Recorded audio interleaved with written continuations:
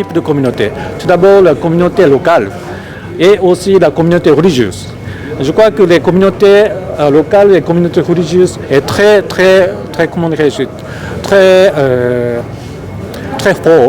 très fort et très étroitement liées. Donc si la communauté religieuse, communauté locale travaillent ensemble pour promouvoir la résilience du peuple, je crois que ça marche. C'est en nature du Sénégal, parce que vous avez bonnes religieuses, bons groupes religieux et bonnes communautés locales. Donc c'est pour ça que ça donne la puissance au Sénégal face à la menace de terrorisme à l'extérieur. Le Japon a connu Hiroshima et Nagasaki, le Sénégal a connu la Casamance, il y a toujours des gens qui vont dans l'explosion de mines. Est-ce que le Japon peut aider notre pays pour trouver des pistes de réflexion avec le Sénégal pour régler cette question de l'humanité de ménage? Oui, je viens de rentrer de Casamance et j'ai rencontré beaucoup de villageois, de peuples qui ont sphère des mines. C'est la stratégie. Et le Japon a beaucoup d'expérience de déminage dans l'Asie du Sud-Est. Donc si le gouvernement sénégalais demande officiellement notre soutien dans le déminage, je suis prêt à considérer sérieusement notre coopération dans le déminage.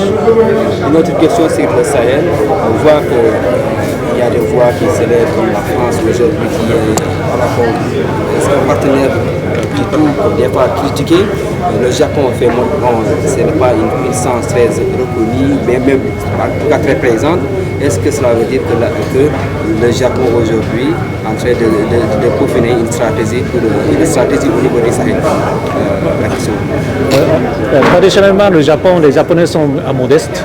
Donc notre approche vers l'Afrique, c'est appropriation et aussi partenariat. Ownership and partnership. Ça montre le grand respect du Japon pour le peuple africain. Donc le rôle du Japon de soutenir les initiatives prises par les pays africains, par le peuple africain eux-mêmes. C'est notre rôle. Oui, nous étions aujourd'hui dans le cadre de ce séminaire co-organisé avec l'ambassade du Japon sur le renforcement de la résilience des communautés et quelles leçons apprises on pourrait avoir à tirer de l'expérience du Japon. En évoquant cela, nous avons parlé de la nécessité d'une approche multidimensionnelle parce que les défis sont multidimensionnels. Il y a eu dans le Sahel une focalisation sur le sécuritaire qui n'a pas donné les résultats escomptés et qu'aujourd'hui, je crois que tout le monde sait qu'on ne peut pas parler de sécurité sans développement. C'est en cela que l'approche japonaise nous a intéressés dans le cadre du renforcement du capital humain, mais aussi d'investir des domaines aussi stratégiques que l'éducation, le renforcement du capital humain, mais aussi le renforcement de l'autonomisation des femmes. Je crois qu'aujourd'hui, oui, on est arrivé à une situation où dans certains pays du Sahel central, les dépenses de sécurité ont depuis longtemps évincé les dépenses de développement.